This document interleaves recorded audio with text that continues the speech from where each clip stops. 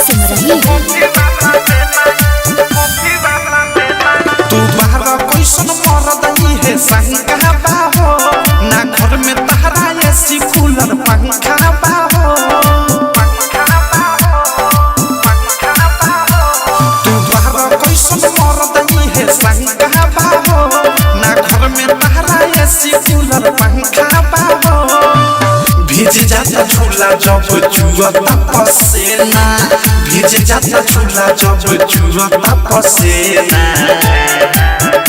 एगो लातहरा जहाँ के खातिर कॉफी वाला बेना एगो लातहरा जहाँ के खातिर कॉफी वाला बेना एगो लातहरा जहाँ के खातिर कॉफी वाला बेना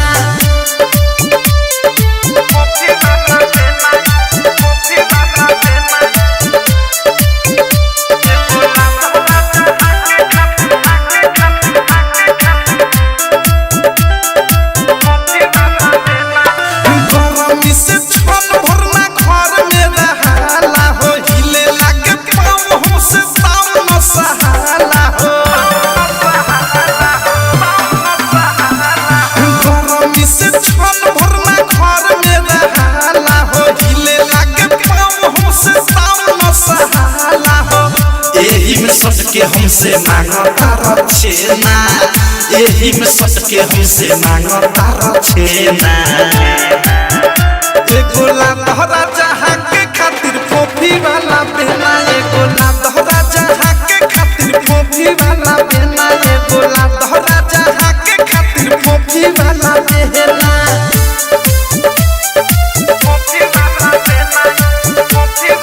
डायमंड रिकॉर्डिंग स्टूडियो छौड़ा चौबले तू लइनो ना हम फेके नाही दे हम हो टांगरी पटंगरी आज फेके नाही दे हम हो चौबले तू लइनो ना हम फेके नाही दे हम हो टांगरी पटंगरी आज फेके नाही दे हम हो अवधि से राइडर थारू होखे फूल के ना अनुराग बदशाह मुकेश होखे फूल के ना एगो लातहरा जहाँ के खातिर कॉफी वाला बेना एगो लातहरा जहाँ के खातिर कॉफी वाला बेना एगो लातहरा जहाँ के खातिर कॉफी वाला बेना तू बाहर कैसन मरदई है संगा बाहो ना घर में तहरा एसी कूलर पंखा बाहो भीज जाता झूला जब चुअता पसेना भीज जाता झूला जब चुअता पसेना एगो लातहरा जहाँ के खातिर कॉफी वाला बेना एगो लातहरा जहाँ के खातिर कॉफी वाला बेना एगो लातहरा जहाँ के खातिर कॉफी वाला बेना।